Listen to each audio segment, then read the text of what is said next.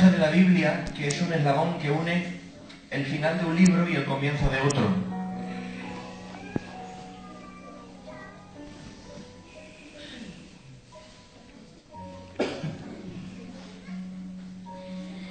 Quisiera hablarles acerca de una etapa muy importante en la historia de Israel, en la historia del pueblo de Dios, donde nos enseñan esta serie de pasajes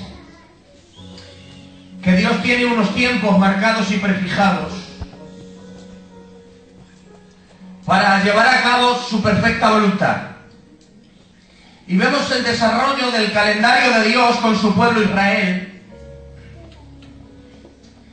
de forma que Dios comienza a tratar con su pueblo de una forma un tanto severa y de una forma conforme al tiempo de Dios.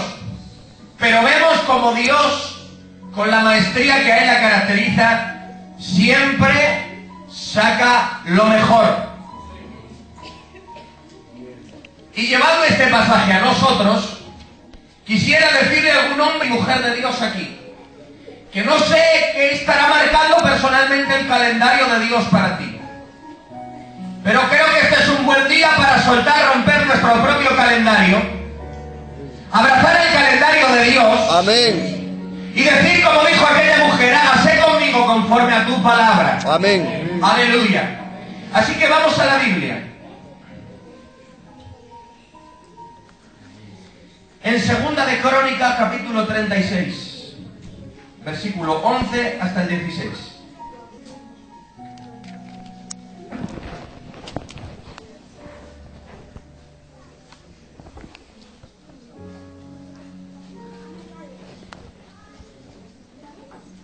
Perdón, desde el 15 en adelante. Segunda de Crónicas, capítulo 11, capítulo 36, versículos 15 y 16. Dice: y Jehová, el Dios de sus padres, envió constantemente palabra a ellos por medio de sus mensajeros, porque Él tenía misericordia de su pueblo y de su habitación. Mas ellos hacían escarnio de los mensajeros de Dios y menospreciaban sus palabras, burlándose de sus profetas.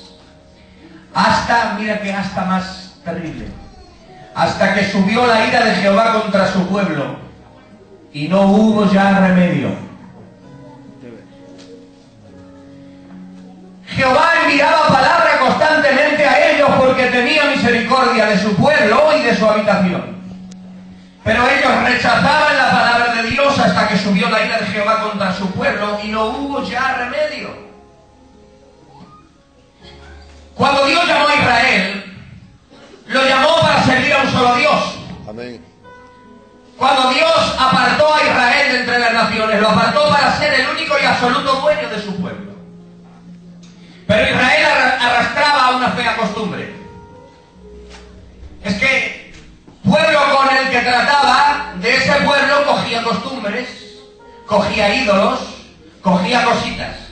Ídolo que veía, ídolo que cogía.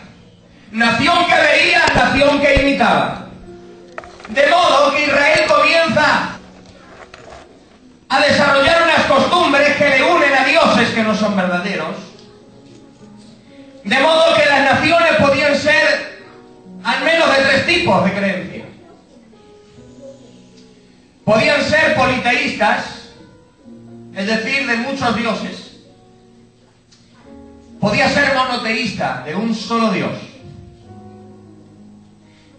Pero también podía ser un intermedio muy malo, quizá peor que el politeísmo, el que llaman enoteísmo. El enoteísmo dice que hay muchos dioses, pero el enoteísmo consiste en reconocer muchos dioses, pero uno por encima de todos. Uno que es más poderoso. Lamentablemente Israel cree que no está pecando tanto cuando abraza el enoteísmo, de modo que comienza a abrazar dioses de las otras naciones, como que no quiere la cosa. Empieza a copiar costumbres y ritos de otras naciones, pero ellos como que entienden que Jehová es el más grande. Dicen, vale, Dios, Jehová es el más poderoso, es el mejor de todos, pero por debajo también hay otros.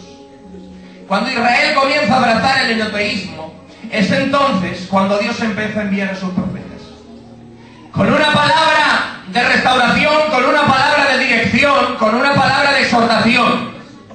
Y comienzan a decir estos profetas que solamente hay un Dios y que Dios reclama el derecho total sobre su pueblo.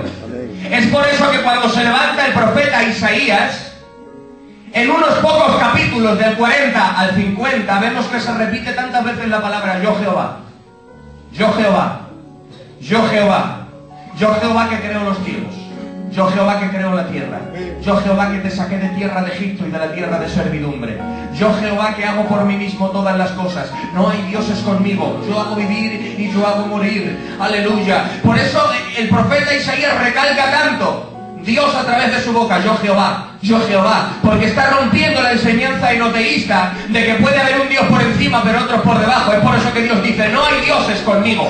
No es que dice, no hay otro Dios más grande que yo. Dice, no hay otro Dios conmigo. Es decir, ni más pequeño, ni más grande, ni igual. Yo soy el único.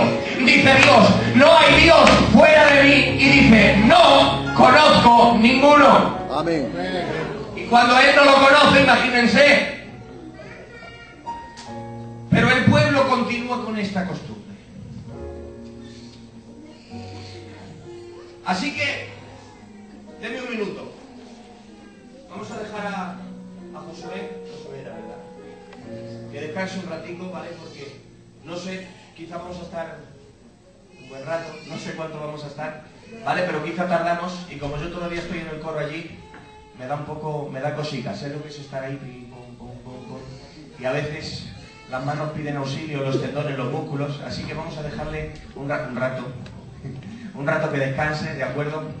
Y luego ya ministramos con la música, con la adoración. Creo que Dios se va a mover de una forma poderosa. Amén. Así que Dios, dice la Biblia, enviaba palabra constantemente. ¿Por qué? Porque Él tenía misericordia de su pueblo y de su habitación. Pero aunque Dios lanza a sus profetas con una palabra de celo de Dios, para que se vuelvan a un solo Dios, para que tengan fidelidad absoluta a su Dios, dice la Biblia que el pueblo no escucha. El pueblo no quiere. Y le dice, vosotros decid y profetizar todo lo que queráis, nosotros vamos a seguir con las mismas, con los dioses de las naciones, sirviendo a la reina del cielo, sirviendo aquí, sirviendo allí, hasta que dice la Biblia. ¿Por qué dice la Biblia que Dios les hablaba? Porque tenía misericordia de su pueblo y de su habitación. Es decir, Dios les hablaba por misericordia, les reprendía por su misericordia, porque Dios veía venir lo que se le iba a venir encima al pueblo de Israel, y para ahorrarles el caos y la destrucción que les venía de camino, Dios les avisaba: Israel, vuélvete a tiempo, Israel, vuélvete a tiempo, Israel, reacciona, Israel, reconóceme que yo soy tu Dios, Israel, sal del pecado, así no vas a ningún buen sitio, así no terminas bien, porque Él tenía misericordia de su pueblo y de su habitación. La palabra del presente les estaba queriendo liberar de la desgracia del mañana, pero como ellos no escuchan, dice la Biblia, subió la ira de Jehová contra su pueblo y no hubo ya remedio. Hasta que dice la Biblia que en el calendario de Dios, por causa de que no oyen a la palabra, comienza un tiempo determinado por Dios de 70 años de cautiverio. 70 años de opresión bajo el pie del rey de Babilonia. Y esto nos enseña algo. Profetiza Jeremías que sería una fecha de cautiverio por no haber oído la voz de Dios. Profetizan los profetas que lo que venía era disciplina. Así que no obedeciendo el pueblo, en el calendario de Dios se activa un tiempo. Comienza a andar el reloj de Dios y comienzan 70 años de cautiverio. Y esto nos enseña algo, que lo que no aprendemos a través de las palabras, Dios puede enseñarlo a través de situaciones. Amén. Porque Dios es Padre. Amén. Y como Padre disciplina. Amén. La disciplina de Dios, tengo que decir que no es cosa solo del Antiguo Testamento. Gloria. Porque Dios hoy sigue siendo Padre. Amén. Y como Padre, dice el autor de Hebreos, que al que ama disciplina. Gloria. Es decir, lo que no aprendemos a través de palabras, Dios nos lo enseña a través de situaciones. Amén. ¿Cuál es la diferencia? Que mientras que las palabras dirigen, las situaciones empujan. Gloria a Dios. Esa es la diferencia. Amén. Las palabras dirigen al que quiere aprender. ¿Para dónde voy? ¿Para dónde voy? Las palabras me dirigen por allí. Primera, derecha, izquierda. Cuando no oímos las palabras, vienen las situaciones. Las situaciones tienen el poder de empujarnos. De empujarnos a tomar decisiones que no queríamos tomar. De empujarnos a tener cambios que no queríamos tener. De empujarnos a cambios que no queríamos enfrentar. Por eso Dios, que conoce el corazón del hombre, dice: si no lo aprenden a través de palabras, se lo enseño a través de situaciones.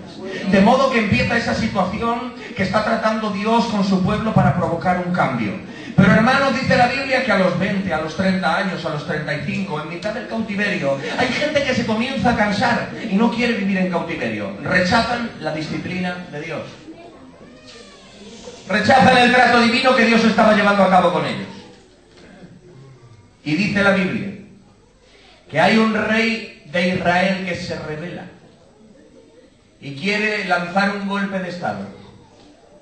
Quiere derribar al rey de Babilonia y sacar al pueblo de Israel de la esclavitud. Aparentemente es una obra buena, pero el problema es que se está rebelando contra una disciplina divina. Porque el rey de Babilonia era el instrumento que Dios estaba usando para disciplinar a su pueblo. Por tanto, al rebelarse contra el rey de Babilonia, se están rebelando contra la disciplina de Dios. Así es. Aleluya. Dice Romanos capítulo 12 o capítulo 13, si mal no recuerdo, que el que se resiste a lo establecido por Dios, a Dios resiste. El que resiste a la autoridad, a lo establecido por Dios, resiste. De modo que comienzan a querer salir de Babilonia. Dios ha dicho, en el calendario de Dios, ¿cuánto ha dicho que sería la disciplina? Ha dicho que serían 70 años, ni uno más, ni uno menos. Pues hay gente que a los 20, a los 30, a los 40 ya se quieren ir. Y dice la Biblia que se comienzan a ir, comienzan a emigrar algunos a Egipto. Y entonces se levanta el ministerio de Jeremías en medio del cautiverio. Y dice: oigan, en otras palabras, no consiguen nada con irse a Egipto.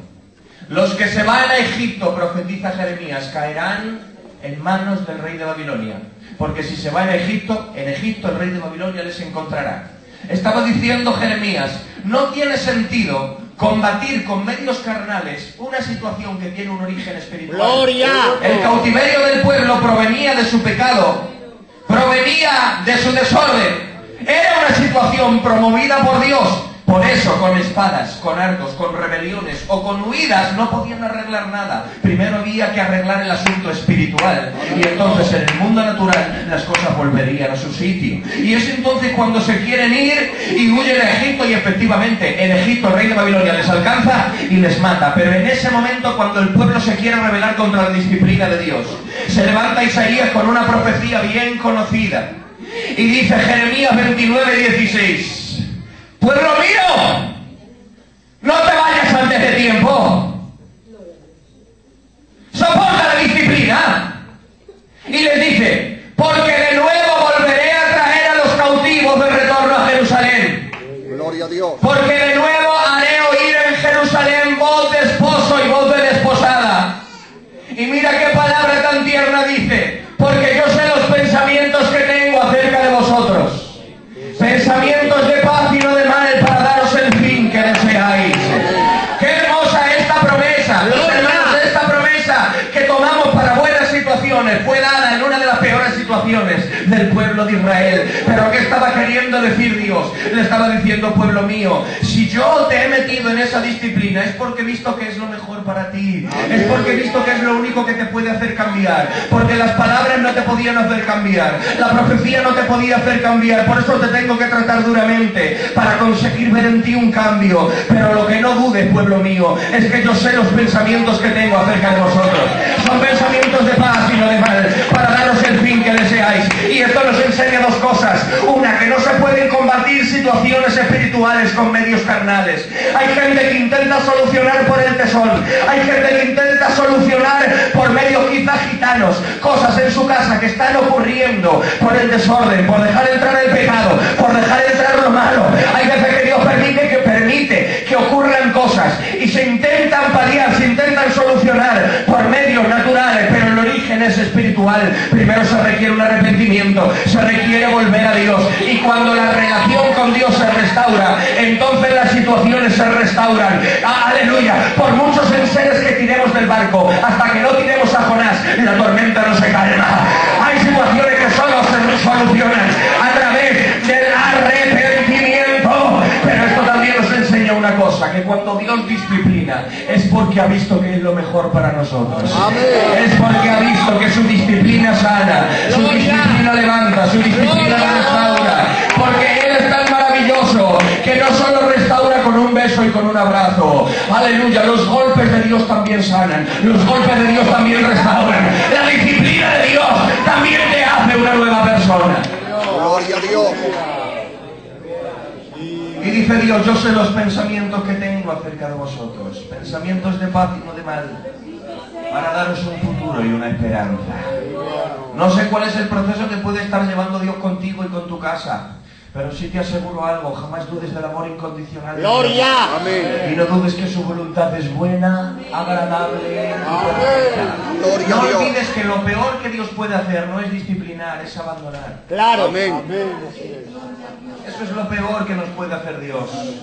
Y Él nos ha dicho, yo estoy con vosotros todos los días. Gloria a Dios.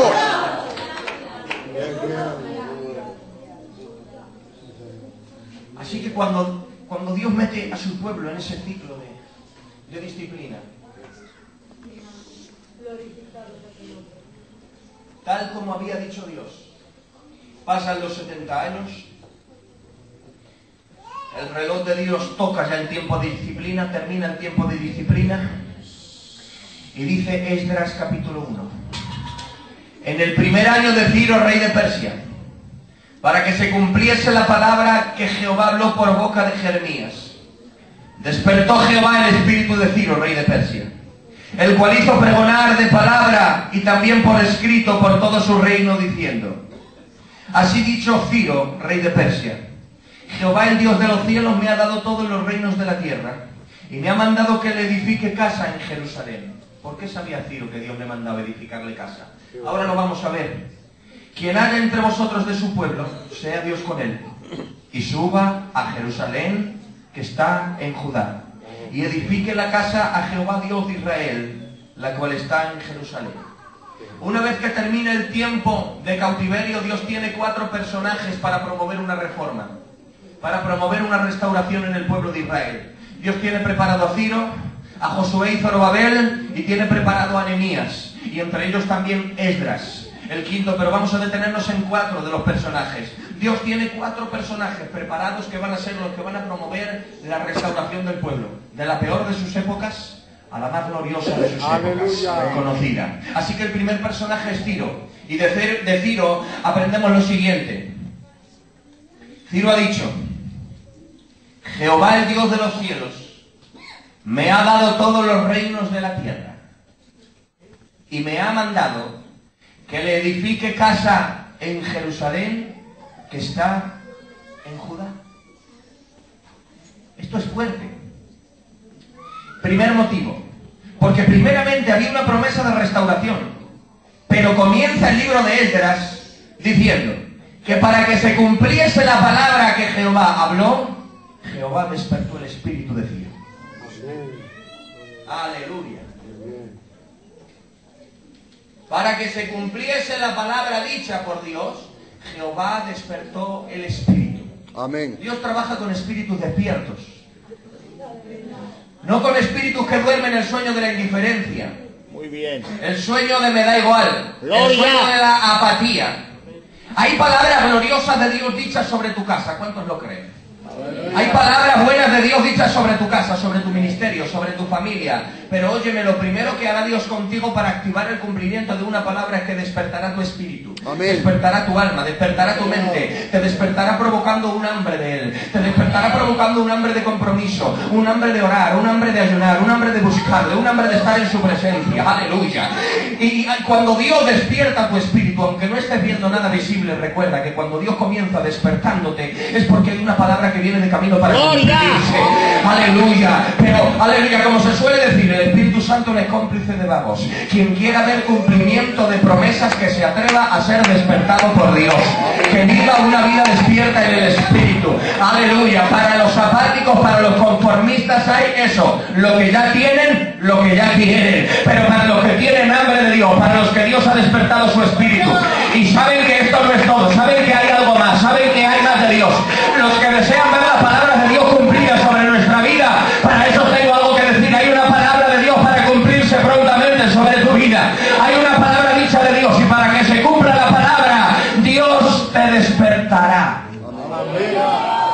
despertará Dios a la realidad espiritual que te rodea. Gloria.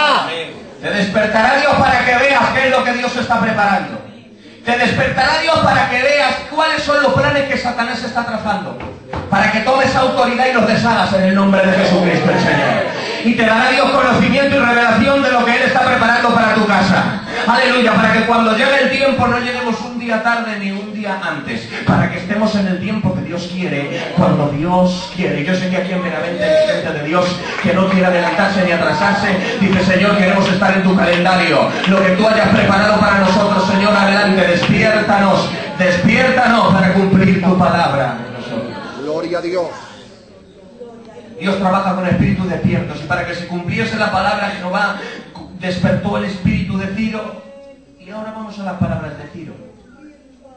Jehová, el Dios de los cielos, me ha dado todos los reinos de la tierra y me ha mandado que le edifique casa en Jerusalén, que está en Judá. Y yo digo, ¿a qué tribu pertenecía Ciro? ¿A qué tribu de Israel pertenecía Ciro? ¿De dónde era? ¿Cuánto tiempo había pasado en Israel? Ciro era un pagano. Ciro era un persa, con un cerro de dioses. Pero aquí tenemos al pagano, que lo toma Dios para promover una restauración. Y aquí el pagano persa se levanta y dice, Jehová me ha dado todos los reinos de la tierra. Te digo algo, aleluya. Dios tiene preparadas cosas para Benavente. Amén. Gloria. Y moverá aún a los inconversos que tenga que mover en la alcaldía, en la concejalía, en las autoridades. Moverá Dios a las autoridades que tenga que mover para hacer Dios todo lo que ha determinado hacer con su iglesia. Amén. Y se levanta aquí el pagano, se levanta aquí el inconverso y dice, Jehová me ha dado todos los reinos de la tierra. Aleluya. Y reconoce un solo Dios. Y reconoce que Jehová es superior y que Jehová le ha dado todos los reinos de la tierra. Y dice, esto es más fuerte, y me ha ordenado que le edifique casa en Jerusalén. ¿Por qué lo sabe Ciro? Isaías capítulo 45. Así dice Jehová a su ungido a Ciro, al cual yo tomé por su mano derecha, para sujetar naciones delante de él, para desatar lomos de reyes, para abrir delante de él puertas, y las puertas no se cerrarán. Le dice Dios por boca de Jeremías, yo iré delante de ti y enderezaré los lugares torcidos.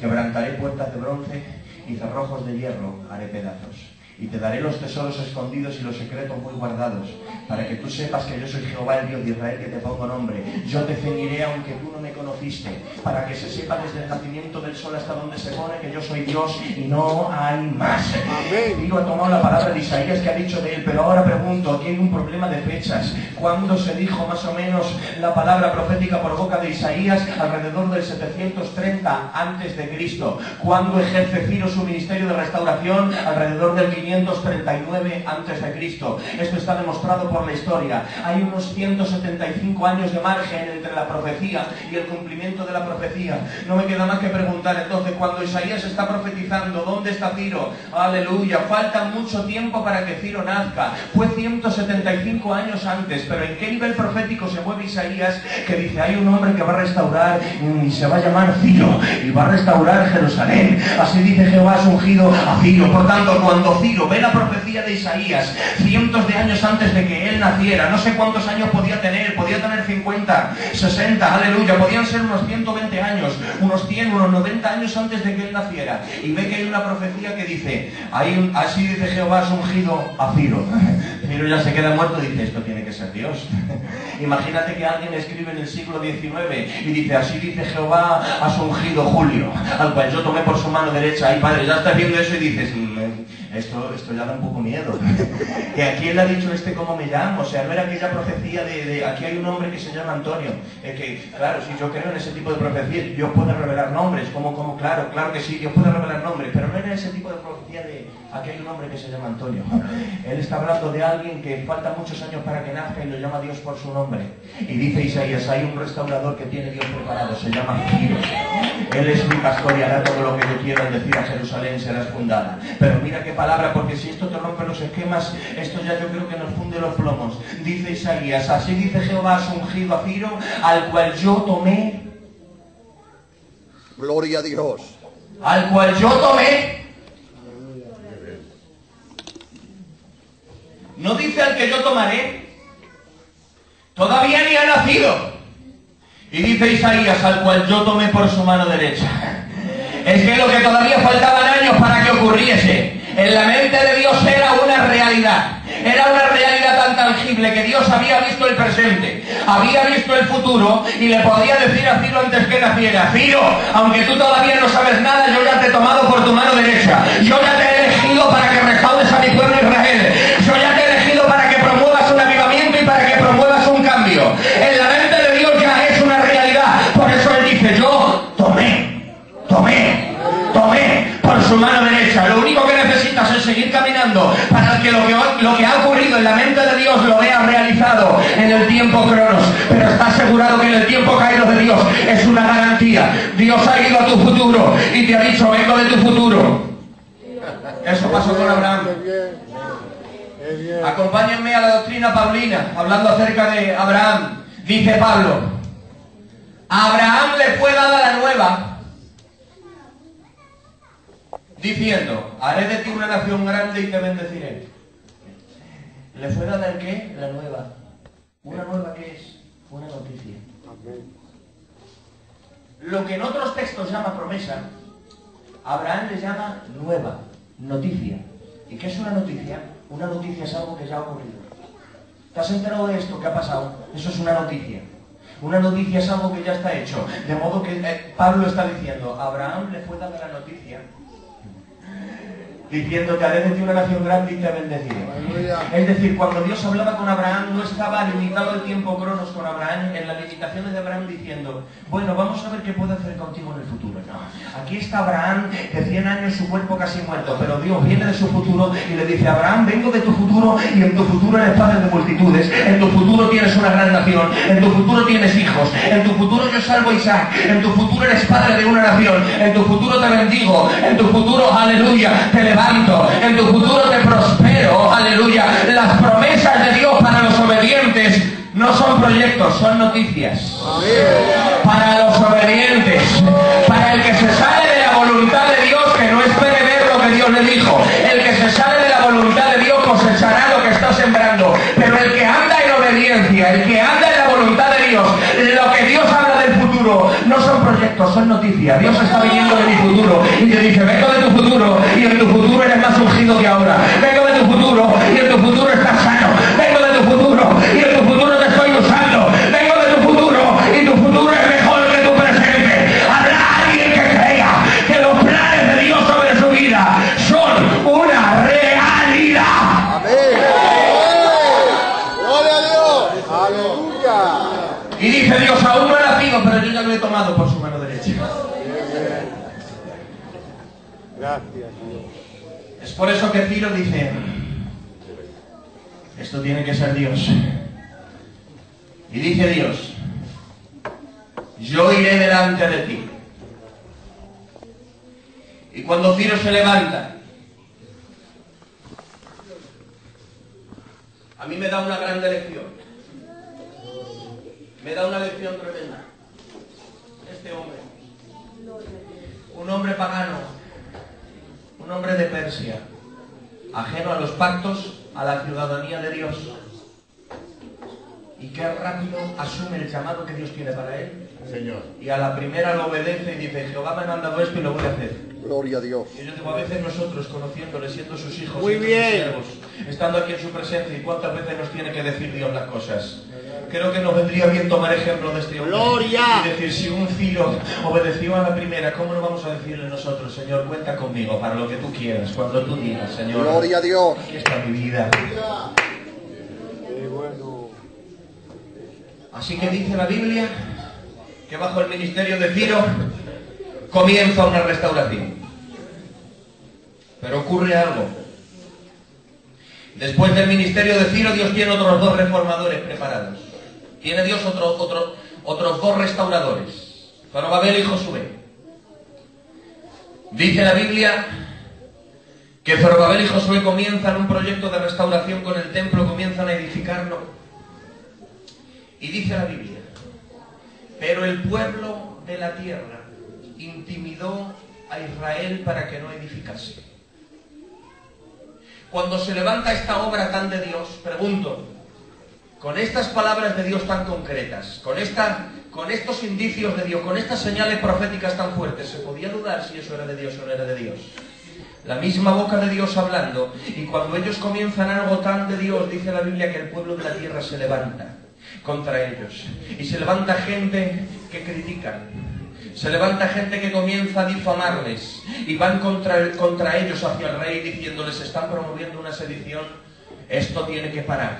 La Biblia dice que el rey es de alguna manera manipulado por esos comentarios, y una obra tan de Dios como la que estamos contando, dice la Biblia que se para. Y se para no un mes ni dos, se para la obra de Dios 2 años. Porque el hecho de que todo nos salga sobre ruedas no significa que algo no sea de Dios. Muy bien. Buena. Muy bien. Buena. Más aún, cuando el diablo no se opone en contra de algo, hay que examinar, hay que ver a ver por qué. Claro. Si el diablo se enfurece contra ti es porque estás en el bando correcto. ¡Gloria! ¡Aleluya! Y dice la Biblia que paralizan la obra de Dios 2 años. Y aquí tenemos a 2 personas que comienzan con una fuerza terrible, ungidos y levantados por Dios para levantar un templo, que se quedan intimidados, se quedan atemorizados, se meten a su casa, dicen: yo no quiero nada. Empiezan a tener miedo de las amenazas, empiezan a tener miedo, la intimidación entra en su corazón. Y 2 reformadores que Dios ha levantado para una obra poderosa se quedan en un rincón y no quieren hacer nada. Pero dice la Biblia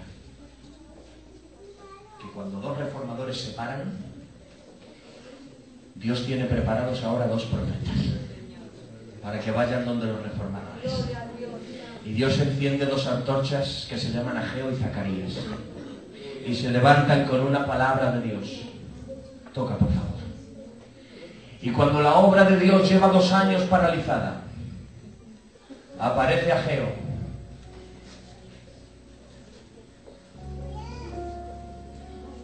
lleno del fuego de Dios. Bueno. Gloria a Dios. Con los ojos encendidos propios de un profeta. Y dice Ageo: tengo palabra de Dios. Gloria a Dios. He oído decir que el pueblo está diciendo que no es tiempo de edificar la casa de Dios. Qué bien. He oído decir que Israel está diciendo que no era tiempo de edificar.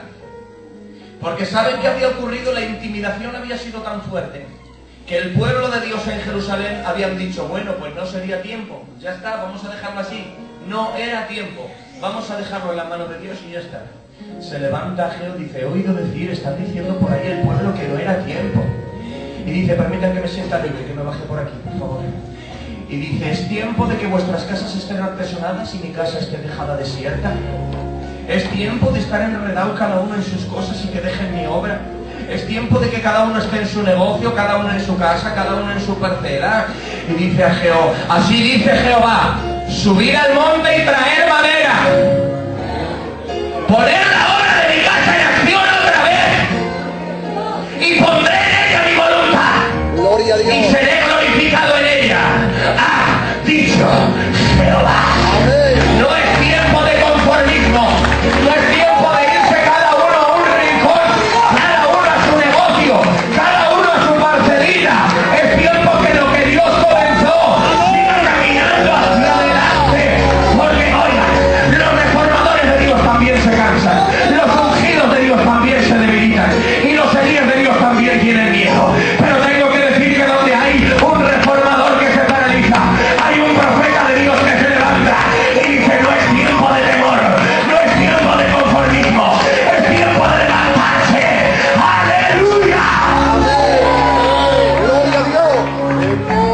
Y dice la Biblia, estos 2 hombres que se habían paralizado por la intimidación, y Jehová de nuevo despertó el espíritu de Josué, despertó el espíritu de Zorobabel, despertó el espíritu del pueblo, y volvió a ponerse en acción lo que había comenzado. Porque siento yo de Dios que hay gente aquí en este lugar que emprendió un camino en el Señor hace tiempo, pero por la oposición, por la presión del momento, por la oposición de las situaciones, has entrado en un tiempo de intimidación donde te has dejado amedrentar y has dicho que quizá no era tiempo, que quizá no era de Dios, que quizás serían buenos sentimientos míos. Hoy vengo yo como vino Ageo y como vino Zacarías a decirte: levántate en el nombre de Jesús, levántate en el nombre de Jesús,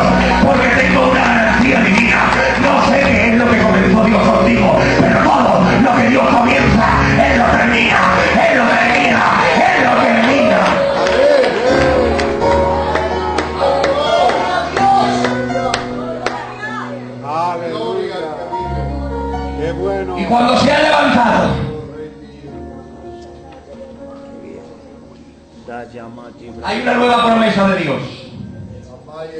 No está aún la simiente en el granero, ni la vid, ni el olivo, ni el granado han florecido todavía. Mas desde este día os bendeciré. Cuando Dios está diciendo que todavía la simiente está en el granero, que la vid, el olivo y el granado no han florecido todavía, estaba diciendo, no hay evidencias visibles de lo que yo voy a hacer. Todo está en proyecto todavía, está en semilla. Dice, pero desde este día te bendeciré. No necesitas verlo todo materializado. ¡Gloria! Necesitas verlo para ver qué es lo que quiere hacer Dios. Primero Dios lo hará una realidad en ti. Y Dios te dice desde el comienzo, desde la primera fase que algo de Dios comienza, desde esa primera fase está la bendición de Dios presente. No es que te bendecirá cuando termine, es que desde el comienzo la bendición de Dios ya está en acción. El poder de Dios ya está en acción. El poder de Dios ya está en acción. Necesito que alguien en este lugar, yo sé que hay hombres y mujeres de fe, que comiencen a ver por la fe lo que Dios tiene preparado para su casa, lo que Dios tiene preparado para Benavente, lo que Dios tiene preparado para su ministerio, para su iglesia, y puedan decir, Señor, yo sé que en ti es una realidad, y aunque no esté viendo nada materializado, desde este día tú me estás bendiciendo, desde este día tú ya estás conmigo, desde este día la mano de Dios está moviéndose a tu favor. Amén. Amén. Amén. Y dice la Biblia, Qué bien. que se levanta después de Agilo Zacarías, y dice, los que menospreciaron el día de las pequeñeces, Qué bien. los que menospreciaron los comienzos pequeños, verán la plomada en la mano de Zorobabel. Amén. Y dice Dios, ¿a cuántos les suena esta promesa? No con ejército ni con fuerza. Muy bien. Aleluya. Este es el contexto en el que fue dicha esa profecía. Amén. No con ejército ni con fuerza, Qué bueno. Bendito seas. sino con mi espíritu, Amén. ha dicho Jehová. Qué bueno. Oh, vaya por Dios aquí. Está Dios aquí en este lugar. ¡Gloria! ¡Gloria! Con mi espíritu, ha dicho Jehová. Qué bien. Se vuelve Dios al monte y le dice, ¡monte! ¿Quién te has creído que eres? Delante de Zorobabel será reducido a llanura. Si tú obedeces lo que Dios te dice a ti, después de hablarte a ti, Dios le hablará tu monte, y el monte será reducido a llanura. Después de hablarte aquí, le hablarán gigantes, y las situaciones cambiarán de un día para otro. Pero por Dios, cree a lo que Dios te ha dicho. Obedece a lo que Dios te ha dicho. Porque recuerdan, el calendario de Dios estaba en acción. ¡Qué bueno! Y nada lo podía parar. Gracias, Señor. Y después que se ha construido el templo, comienza otra fase de restauración y esta es la última. Comienza el ministerio de Nehemías. Porque además del templo hay que restaurar los muros de Jerusalén. Muy bien. Porque cuando Dios restaura, restaura por completo. ¡Gloria! Y dice la Biblia que Nehemías pregunta, y dice, vino Anani, uno de mis hermanos, con algunos varones de la ciudad, y Nehemías pregunta, ¿cómo está? ¿Cómo están los que han quedado de la cautividad? ¿Qué tal está Jerusalén? Y dice la Biblia que le cuentan, el remanente que ha quedado en Jerusalén está en gran mal y afrenta. El muro de Jerusalén está derribado, sus puertas quemadas a fuego. Y dice Nehemías, cuando oí estas palabras, me senté y lloré. Muy bien. Aquí nos está dando una lección de interés por los demás. Esto es lo que es un hombre de Dios que le duele la vida de los demás. ¡Gloria! El dolor que ha sentido por Jerusalén ha sido tan grande que le cuesta mantenerse de pies. Y dice, cuando oí estas palabras, me senté y lloré. Eso solo ocurre cuando las peores noticias se le dan a alguien. Cuando alguien tiene que sentarse, cuando tiene que agarrar a alguien al recibir una malísima noticia. Eso solo ocurre en las peores noticias que uno puede oír, que uno puede escuchar, cuando el alma entra en una especie de shock. Pues dice la Biblia que Nehemías oye cómo está el pueblo de Dios y se tiene que sentar, porque el corazón de Nehemías latía de una manera por el pueblo de Dios, que cuando oye la situación se tiene que sentar a llorar. Y aquí Nehemías nos enseña algo. Cuando se entera que la ciudad está así, Nehemías comienza a orar. Muy bien. Y dice: Señor, tú dijiste. Gloria a Dios. No hay oración con tal fuerza como esa. Tú dijiste. Es tu palabra la que se puso, no la mía. Tú dijiste, Señor, que aunque estuviésemos dispersos por todas las naciones de la tierra, que si nos arrepentimos y volvemos a ti, Dios, que tú nos volverías a recoger de nuevo a Jerusalén. Oro diciéndote lo que tú dijiste, Señor. Este no es un problema mío. Jerusalén no la creo yo, Jerusalén la hiciste nacer tú, Señor.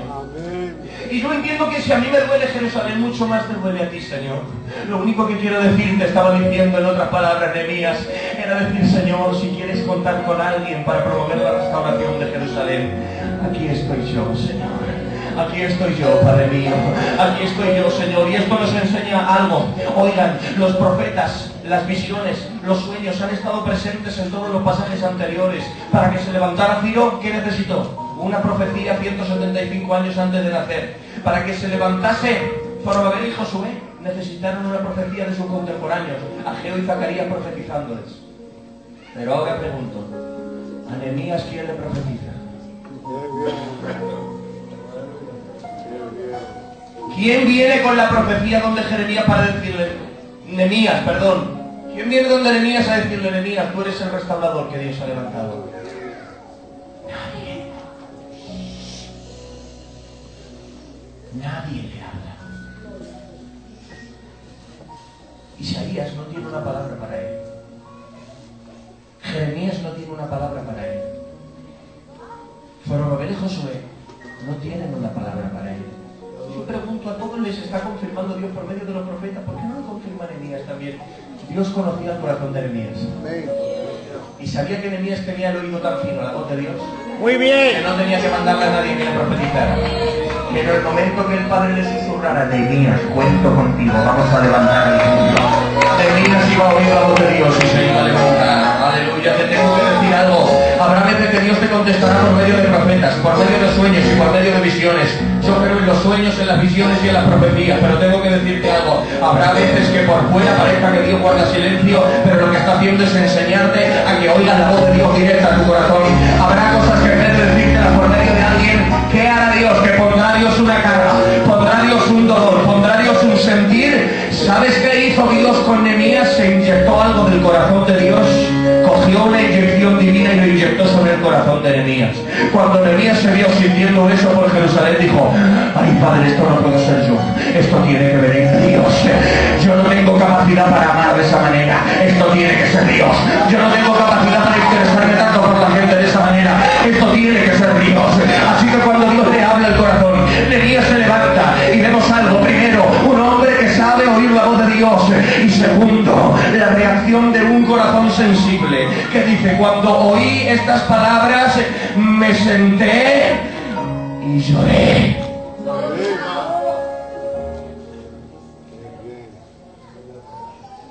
Muy bien. Lloré. La obra que había que hacer en Jerusalén era tan delicada que no podía hacerla alguien que fuera con el pecho hinchado diciendo: yo restauro, quita. Muy bien. Se necesitaba alguien que viniera quebrantado. Gloria a Dios. Quebrantado por el Espíritu de Dios, con el corazón latiendo con los latidos del corazón de Dios, llorando por Jerusalén, que ha sentido dolor. ¿A cuántos les ha dolido una situación espiritual alguna vez? Ahora quiero lanzarte una pregunta. ¿El dolor de Nehemías qué fue? ¿Evidencia de fracaso o evidencia de esperanza? Pregunto, ¿el dolor es un problema? El dolor no es un problema. El dolor es un dispositivo del cuerpo para anunciarnos que hay un problema. Pero el dolor no es el problema en sí, es la noticia al cerebro de que hay un problema. Porque si estoy demasiado cerca de un radiador mismamente, el dolor del calor me avisa de quitarlo. Si no tengo dolor me quemo y no me doy cuenta. El dolor no es un problema, es el radar que indica que hay un problema. Por tanto, ¿qué es el dolor? El dolor es la señal de un problema. ¿Pero qué más es el dolor? El dolor es la evidencia de que sigue habiendo vida. Amén. Muy bien. Porque solo deja de doler lo que deja de vivir. Amén.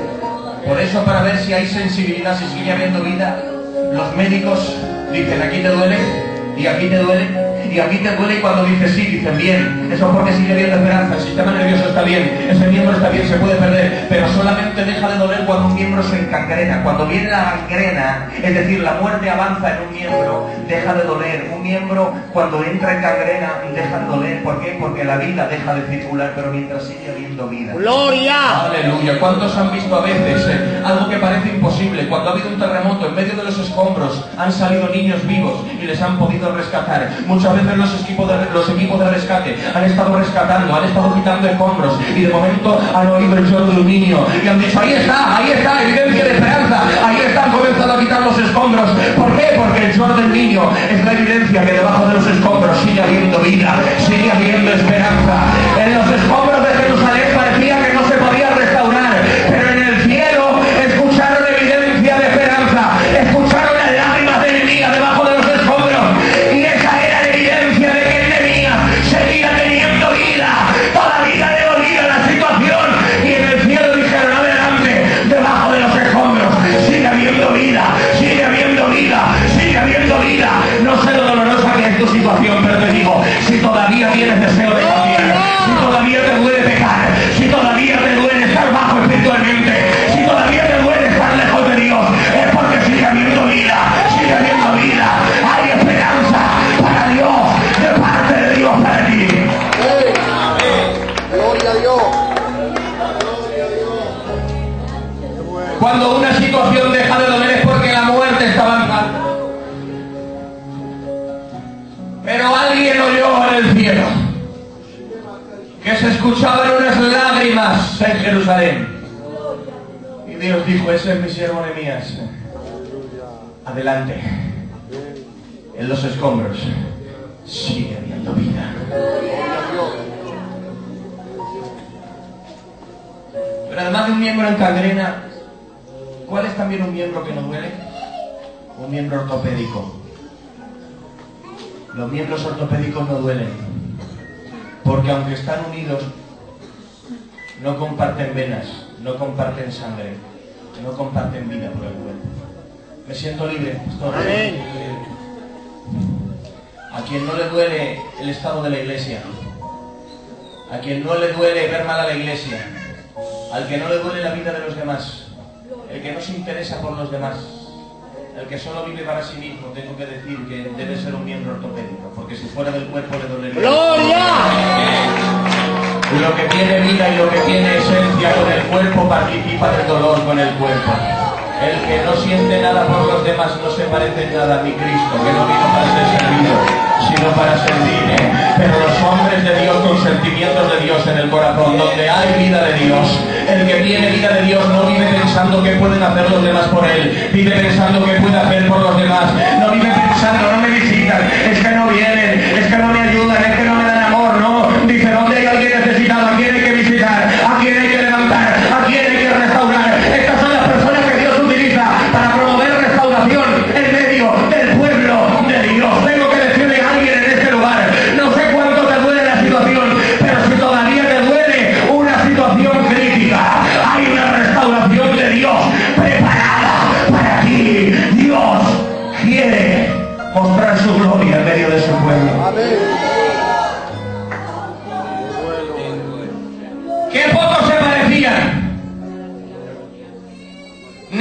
y Jonás. Nehemías no tenía nada de culpa del estado de Jerusalén, pero cuando ora dice: Señor, yo y la casa de mi padre hemos pecado. El problema no era causado por él, pero se atrevía a tomar la responsabilidad de un problema que él no había causado. Pero luego tenemos a Jonás. Era él el causante de toda la tormenta y él durmiendo. Los hay. Cuando deja de haber vida espiritual, hay gente que duerme mientras su desorden está trayendo ruina a su casa. Su desorden está trayendo ruina a su matrimonio. Muy bien. Está haciendo daño en el lugar de la iglesia que está. Sus actitudes están haciendo daños en el lugar que ocupa. Están haciendo daños en la iglesia, haciendo daños en la casa, haciendo daños al testimonio de la iglesia, pero duerme como si los culpables fueran los demás y sin ejercer ninguna responsabilidad, durmiendo el sueño de Jonás. Yo duermo mientras el barco se hunde por mi culpa. Pero aunque Dios tenga que usar a un inconverso para despertar a Jonás, aleluya, hay una mano que llega a todas las bodegas y coge a la bodega. Hay muchas bodegas de conformismo, hay bodegas de casa culto, culto casa, hay bodegas de conformismo, de religiosidad, donde uno vive siempre igual, creyendo que está bien, pero sin promover nada bueno para su vida, sin promover un cambio. Tengo que decir que en Dios, cuando no se crece, se decrece. En Dios, cuando no se avanza, se retrocede. No es posible un estado intermedio. El Señor dijo: el que no es conmigo, contra mí es, y el que conmigo no recoge de parrama. Pero hay gente a la que el diablo le ha cegado los sentidos, le ha cegado el oído espiritual y la vista espiritual, y no son capaces de ver el problema que están viviendo por el simple hecho de que no viene ninguna ruina a su casa visible, pero no se dan cuenta que están perdiendo muchas bendiciones por su sueño, están perdiendo muchas bendiciones, están quitando muchas bendiciones a su casa por su conformismo, por su forma de vivir la vida cristiana. Pero Dios es poderoso para despertar a todos los Jonás, Dios es poderoso para levantar a todos los Nehemías. Aleluya. Mira, no sé si habrás estado en ese estado, yo creo mejores cosas de ustedes, aunque hablen de esta manera, pero si aquí hay alguien que ha dormido el sueño del conformismo, de la indiferencia, hoy te vengo a decir: levántate en el nombre del Señor, levántate, porque Dios está buscando personas que se atrevan a ser parte de la solución de Dios para el pueblo. Amén. Jonás, mientras traía la ruina al barco, él dormía. Pero Nehemías es todo lo contrario. Una ruina que él no ha causado, él se levanta y dice: aunque no fui parte del problema, voy a ser parte de la solución. Qué bueno. Señor. Dice la Biblia, llevamos 53 minutos. ¿Me dan 7 minuticos más para terminar? 2 palabras, adoramos a Dios un minuto. Creo que Dios te va a tocar ahora. Y así terminamos. Este fue el calendario de Dios sobre Jerusalén.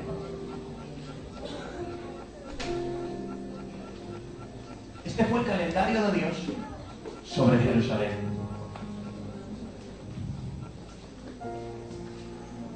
¿Y a nosotros en qué nos compete todo esto? Os tengo que decir algo. El tiempo en el que se levantó Nehemías, ¿cuántos quieren andar en el reloj de Dios y en el calendario de Dios para sus vidas? ¿Pueden decir un fuerte gloria a Dios? ¡Gloria a Dios! Para terminar, 6 minutos, te digo. Nehemías, sin la voz de un profeta, sin un sueño, sin una visión, se levantó tan perfectamente en el tiempo de Dios que había una profecía, Daniel 9:27, que decía: desde la orden para restaurar Jerusalén hasta el Mesías príncipe habrá 69 semanas. Estaba dicho por Dios que el ministerio de Nehemías tenía que levantarse 483 años antes del ministerio de Cristo. Justo. Y Dios ya lo había dicho. De modo que el ministerio de Nehemías era un eslabón entre la restauración de Jerusalén y la primera venida del Mesías. Si Nehemías retrasa su ministerio, ¿qué ocurre? ¿Cristo tendría que tardar más en venir para que pasaran 483 años? Eso Dios no lo iba a hacer. Cristo no iba a retrasar su venida. Pablo dice que venido el cumplimiento del tiempo, Dios envió a su Hijo. Es decir, si no lo hace Nehemías, Dios hubiera levantado a otro. Claro. Pero la profecía de las 70 semanas se tenía que cumplir con esa actitud. Gloria a Dios. Pero señores, cuánta docilidad a la voz de Dios, cuánto oído espiritual, que sin confirmarle nada por medios externos, él oye la voz de Dios, se levanta. Y se levanta justo 483 años antes del ministerio de Jesús. Demostrado por la historia, por la compilación de los calendarios juliano y gregoriano, que desde el edicto de Jerusalén hasta el ministerio de Cristo entrando en Jerusalén fueron 173.880 días. Ni día arriba, ni día abajo. Pero cuando Dios le habla a Nehemías, dice que es el mes de Kisleú. Y cuando Nehemías va donde Artajerjes a pedirle permiso, es el mes de Nisan. Han pasado 5 meses. Nehemías no se ha levantado nada más que ha tenido el servir. ¿Qué ha hecho Nehemías esos 5 meses desde Kisleú hasta Nisan? Dice, ayuné y oré. Ayuné y oré. Ayuné y oré. Esa tendencia no cambia nunca. Eso sigue siendo una realidad de nuestro día. Amén. Todo lo que no se te aclare por medios externos, todo donde tengas dudas, ve a la presencia de Dios y haz como Nehemías. Ayuné y oré. Ayuné y oré. Ayuné. Muy bien. Es ahí donde se recibe la confirmación definitiva de todas las cosas. ¿Qué quieres, Dios? Gloria a Dios. Y te aseguro que Dios habla. Amén. Se levanta.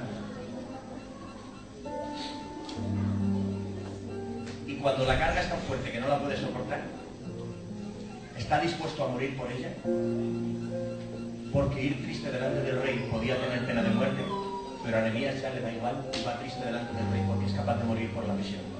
Y cuando Dios le dice, eres capaz de morir por la visión, ahora estás preparado para levantarte, ahora te voy a usar, cuando estés dispuesto a morir por lo que Dios te dice. Dice la Biblia que fue restaurado el templo, fue restaurado los muros, el Mesías vino. Pero ahora les digo algo, de igual manera que hubo un eslabón llamado Nehemías entre la restauración de Jerusalén y la primera venida, Jesús ha prometido venir por segunda vez. ¿Cuántos le están esperando? Suena esta música, por favor. Jesús ha prometido volver por segunda vez. Él ha dicho, ciertamente vengo en breve. Gloria a Dios. Y el eslabón entre la primera y la segunda venida se llama iglesia. Amén. Nadie sabe el día ni la hora cuando Cristo venga, pero te digo algo, hay un calendario de Dios fijado. No ha dicho Él cuándo va a venir. No tenemos manera de saber cuándo viene, pero sí nos dice la Biblia algo para nosotros. No nos toca saber los tiempos y las razones que el Padre puso en su sola potestad. Quisiera dejarlo muy claro, pero para nosotros no hay un mensaje de tiempo en cuanto a la venida de Jesús. No hay un mensaje de tiempo, aleluya. Hay un mensaje de responsabilidad. Dice la Biblia, Romanos, capítulo 13, versículo 11. Y esto conociendo el tiempo, que es ya hora de levantarnos del sueño, porque ya está más cerca nuestra salvación que cuando creímos. La noche está avanzada y se acerca